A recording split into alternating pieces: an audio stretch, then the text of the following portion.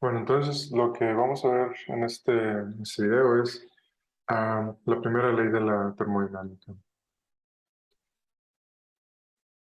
Bueno, la primera ley es una ley en general de conservación, la cual leo. Dice, cuando un sistema pasa de un estado A un estado B, la suma algebraica de sus diferentes cambios de energía U, es decir, la U sería la energía total del sistema, donde esta U es la suma de, por ejemplo, el intercambio de calor, el trabajo que se ha hecho, el intercambio de energía que está relacionado con reacciones químicas, por ejemplo, o cambios de estados magnéticos, todo ese tipo, todas las contribuciones a la energía, dice, es independiente del proceso seguido por la transformación. Es decir, viéndolo, si lo vemos en términos de las trayectorias, como en el caso del trabajo, la energía no depende de la trayectoria que se tome para llegar del estado A, para ir del estado A al estado B. Solo depende de los estados inicial y del estado final. Esto es lo que establece, digamos, la primera ley de la termodinámica. Es decir, que podemos tomar cualquier trayectoria que se nos ocurra, y dentro de digamos, el cambio de energía del sistema solo va a depender del punto A y el punto B. Es decir, que si calculamos el cambio de energía alrededor de una trayectoria cerrada, el cambio de energía va a ser igual a cero. Lo cual nos permite, por ejemplo, expresar el cambio de energía de esta manera, en el que digamos, podemos asumir que el punto A es un estado arbitrario, es un estado de referencia nada más.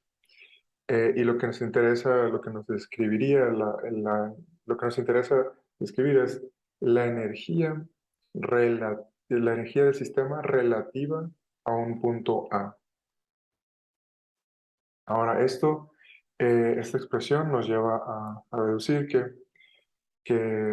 bueno, lo podemos simplificar de esa manera, donde la energía de referencia A simplemente va a ser una constante, un valor U0. Entonces, podemos representar la energía del sistema, de nuevo, eh, podemos representar la energía del sistema respecto a ese punto de referencia cero o un punto A. Ahora, el expresar la energía en términos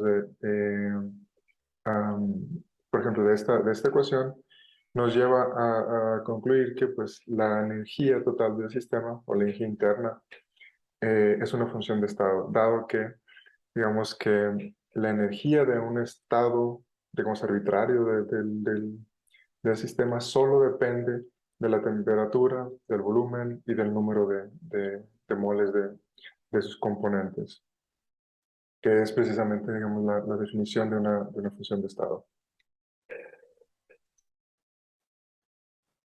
Ahora, la otra manera de enunciar la primera ley, digamos, es que el cambio de energía del sistema, digamos, es igual digamos, a la conversión de energía, a la suma total de cambios de energía, que en este caso, en un caso donde no cambie el número de partículas, pues sería igual al trabajo realizado sobre o por el sistema y a la cantidad de calor intercambiada del sistema con el ambiente. Y esto, bueno, claro, sería para sistemas cerrados, donde pues no hay, permanece constante el número de partículas. Ahora, en sistemas abiertos, lo único que cambia es que pues tenemos también, ¿no? el trabajo, el intercambio de calor y además el intercambio de materia entre nuestro sistema de interés y los alrededores. Ahora, digamos, qué tipos de trabajo son los que los que se pueden considerar dentro de esta ecuación que tenemos acá arriba. Bueno, hay muchos tipos de trabajo, dependiendo del sistema que queramos estudiar. El más común, digamos, ese sería el trabajo mecánico, donde se involucra alguna presión externa del sistema, una presión interna del sistema, y el trabajo mecánico está asociado a cambios de volumen de nuestro sistema. Pero también puede haber trabajo realizado a la hora de mover, digamos, eh, carga, carga eléctrica eh, de un punto a otro, donde, digamos, phi es un potencial, ¿no? Que es el que tenemos que considerar a la hora de transportar esta carga de un lugar a otro. Ah, por ejemplo, también está en el caso de los sistemas dieléctricos, am, aquí lo que se estudia, digamos, sería el cambio del dipolo magnético, aquí expresado como dP, en presencia de un campo eléctrico E. Digamos, el cambiar el estado, digamos, de los dipolos en un material estaría relacionado, el trabajo está relacionado de esta manera, ¿no? O sea, con esta expresión. De la misma manera que podemos considerar momentos dipolares, también podemos considerar que estamos trabajando con un sistema magnético y el trabajo que se realiza aquí después es el cambiar el momento dipolar magnético de un material en presencia de un campo magnético B. Otro ejemplo podría ser el cambio de superficie del área, digamos, por ejemplo, en una burbuja. eh, ¿Cómo se podría cambiar el área de la burbuja eh, cuando se tiene una tensión superficial gamma en dicho sistema? Entonces, como ven, pues hay muchas formas de trabajo dependiendo del sistema que queramos analizar.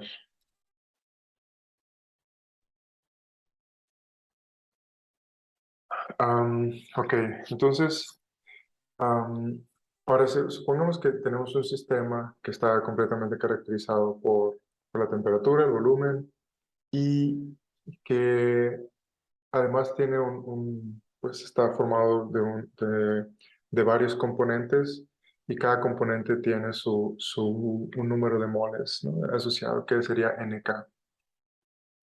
Entonces, la ecuación de estado, como ya vimos, sería esta, la energía interna del sistema. Pero entonces de aquí podemos ver que si calculamos el diferencial o el cambio infinitesimal de toda esta ecuación de estado, pues lo que obtenemos es simplemente pues, la suma de las parciales, ¿no? Y sus diferenciales asociados. Am, entonces, pero por otro lado, pues tenemos también que de la primera ley, pues que la energía, el cambio de energía total está asociado al trabajo, al trabajo realizado sobre el sistema, el calor intercambiado por el sistema con los alrededores y los cambios, digamos, de materia, ¿no? De componentes internos. Entonces ahora lo que sigue es encontrar la relación entre esta forma diferencial donde todos los diferenciales son exactos con la expresión que tenemos acá abajo, que sería que involucre los diferenciales inexactos del cambio de energía. Para ello, pues necesitamos introducir un par de nuevos conceptos que serían uno de ellos el calor específico, que es una cantidad que se puede medir en un sistema, en un material. Bueno, ahora, el calor específico está asociado directamente al intercambio de calor de nuestro sistema con los alrededores y está asociado de esta manera. Ahora, ¿por qué dQ es un diferencial inexacto. Bueno, pues porque esta cantidad C, lo que sería el calor específico, depende de la trayectoria, depende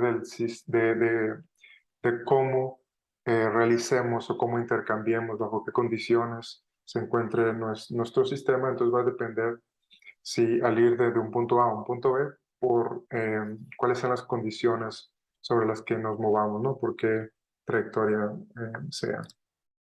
Ahora, ¿qué es el calor específico? Bueno, el calor específico es una característica específica de un cuerpo.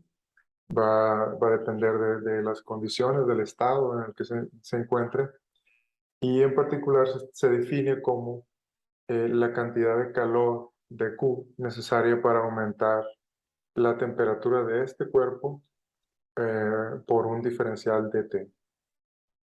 Es decir, si inyectamos un diferencial de, de calor, una pequeña cantidad de calor, queremos ver qué tanto va a aumentar la temperatura, o se puede ver también de la otra manera, en la que si fijamos el incremento de temperatura, queremos, el calor específico nos va a decir qué tanto calor tenemos que inyectarle al sistema para que ocurra dicho cambio de temperatura. Ahora, de nuevo, esto va a depender de la trayectoria sobre la cual hagamos bajo las condiciones sobre las cuales hagamos este intercambio de calor con el exterior. El calor específico se puede, de nuevo, como depende del camino, pues aquí podemos considerar dos maneras, ¿no? Por la trayectoria verde y la trayectoria roja.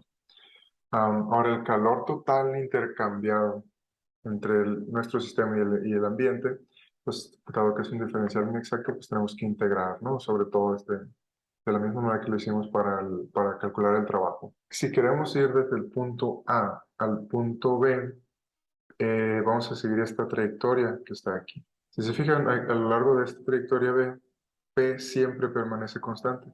En particular, tomo el valor de P1. Ahora, algo importante aquí es que C, de nuevo, como depende del camino que vayamos a tomar, pues en la mayoría de los casos va a ser una función de las variables de estado. Entonces, esto nos permite definir el calor específico a presión constante.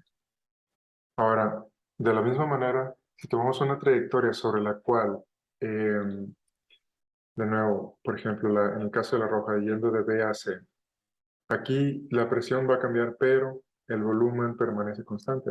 Entonces, esto nos permite definir el calor específico a volumen constante. Entonces, con este simple análisis, pues tenemos dos funciones, CP y CB, que nos van a permitir estudiar los sistemas bajo diferentes condiciones. Una va a implicar el calor necesario que se requiere para aumentar, digamos, la temperatura por una cierta cantidad dada, pero en diferentes condiciones. Una va a ser a volumen constante, es decir, digamos, si se trata de un pistón, pues el pistón no se va a mover, dado que el volumen sería constante en este caso. Mientras que en el caso de que la presión es constante, entonces aquí no hay ninguna restricción sobre el volumen, esto puede cambiar, el tamaño del sistema puede cambiar, el volumen ocupado, pero la presión siempre debe de permanecer constante. Y en lo que sigue vamos a encontrar algunas formas analíticas para, para estas dos expresiones, para el calor específico, y también cómo es que se relacionan entre ellos. Bueno, de nuevo, regresando, vamos a enfocarnos primero en el caso que es el más sencillo, que es cuando el volumen es constante, ¿no? Durante cualquier proceso que estemos haciendo, el volumen va a permanecer constante. Ahora, esto nos lleva a que, bueno, de la definición del trabajo realizado, de aquí, dado que el volumen permanece constante, pues el trabajo total realizado es igual a cero, pero que no hay un cambio de volumen. Entonces se simplifica, esto nos lleva a que la expresión esta del cambio de energía se simplifica bastante, dado que el trabajo, el diferencial del trabajo es, el trabajo realizado va a ser igual a cero. Entonces nos queda una igualdad de un diferencial exacto, que sería de U, y un diferencial inexacto, que es de Q. Pero entonces, esto lo que nos dice es que ahora, cuando el volumen es constante, entonces el diferencial de Q se vuelve exacto, dado que es una igualdad. Esto nos lleva a que, nos lleva bueno, a definir, dado que el volumen es constante, bueno, ahora sí ya no tenemos que, esta igualdad ya no es un diferencial inexacto, sino ya se vuelve un diferencial exacto, donde, lo cual nos lleva a definir lo que sería el calor específico o volumen constante. Y si se fijan, es básicamente lo que ya habíamos comentado, ¿no? De que es el cambio, la cantidad de calor de Q necesaria para incrementar la temperatura por dt. Entonces, a partir de aquí, bueno, ya sabemos que ahora du va a ser igual a c b por el diferencial de temperatura, pero también por otro lado sabemos que el sistema, que el cambio de energía está dado por toda esta expresión de acá abajo. Pero bajo las condiciones que tenemos, que sería volumen constante, entonces pues el término este del medio se vuelve cero, y también dijimos que no había un cambio de la cantidad de partículas dentro del sistema, es decir, también esta parte es igual a cero. Lo cual nos lleva a concluir ahora que, si se fijan, de los dos lados tenemos el diferencial de la temperatura, por lo tanto, digamos, los términos que están multiplicando el diferencial tienen que ser iguales. Y esto nos lleva a encontrar una relación entre el calor específico al volumen constante y la energía. Y en particular lo que vemos es que esta expresión nos dice que el calor específico al volumen constante y al número de partículas constante es simplemente la derivada parcial de la energía respecto de la temperatura. Ahora, la otra cantidad sería el calor específico, pero ahora a presión constante. De nuevo, la definición es simplemente esta, es la cantidad de calor requerido para incrementar la temperatura de un sistema por un delta T. Esto bajo la condición de que solo la presión es constante.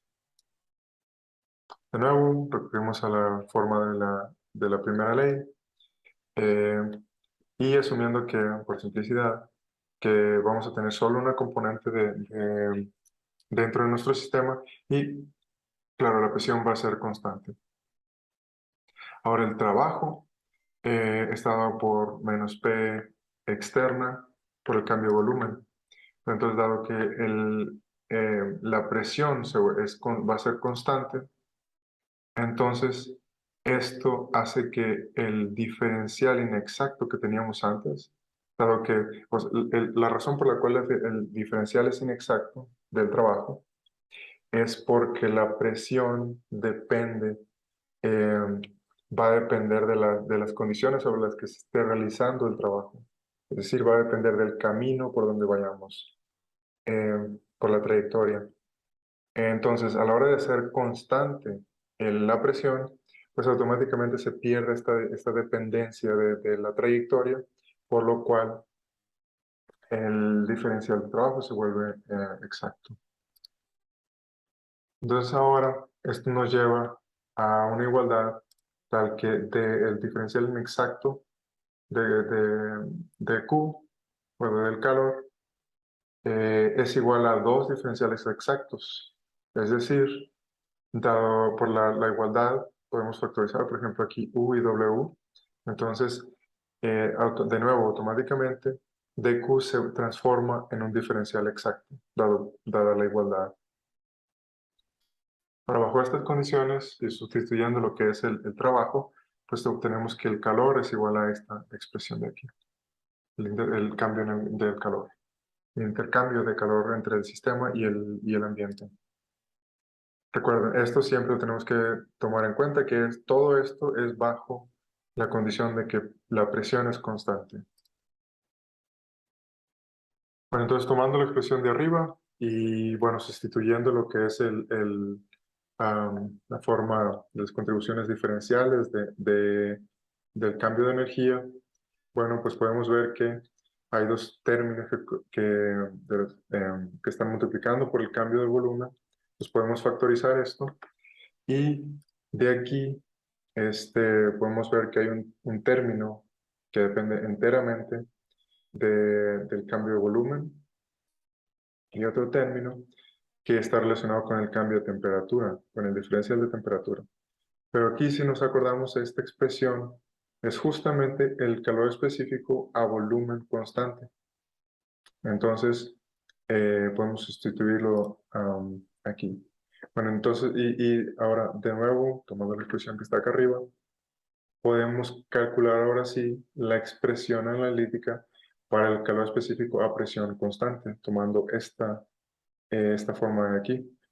Entonces podemos sustituir este diferencial de Q en esta expresión y lo que nos da es que el primer término, bueno, es simplemente el calor específico a volumen constante y el segundo término, pues es la presión más la derivada por ejemplo, la derivada parcial de la energía total interna del sistema como función del cambio perdón, la derivada parcial de la energía interna respecto al volumen, cambio de volumen a temperatura constante, y este término extra que sería la derivada total del volumen respecto al cambio de temperatura a presión constante. Ahora, este segundo término es el más importante en este ejemplo, dado que nos dice claramente que a presión constante va a haber un cambio de temperatura debido perdón, un cambio de volumen debido al cambio de temperatura del sistema. Ahora podemos reescribir esta expresión de esta manera y esto nos dice que, bueno, esto primero que nada nos da una relación entre el calor específico a presión y a volumen constante. Y en particular esto nos da nos da información respecto a que el, el calor específico a presión constante va a ser más grande que el calor específico a volumen constante. Y la manera en la que se puede entender esto es que es en términos de esta derivada que está acá. Esto nos dice que la diferencia entre los dos calores específicos va a estar relacionada puramente vía el cambio de volumen debido al cambio de temperatura. Entonces, si no hubiese un cambio de volumen, al variar la temperatura, entonces estas dos cantidades serían iguales. Muy bien, entonces en el video que sigue vamos a ver unos ejemplos. Tomando el gas ideal, vamos a calcular lo que son los calores específicos, algunas propiedades del trabajo realizado. En el caso de que tengamos un gas ideal, vamos a ver algunos tipos por ejemplo, la expansión libre de un gas, cambios de estados isobáricos, isocóricos. Vamos a ver varios ejemplos relacionados con las propiedades del gas ideal.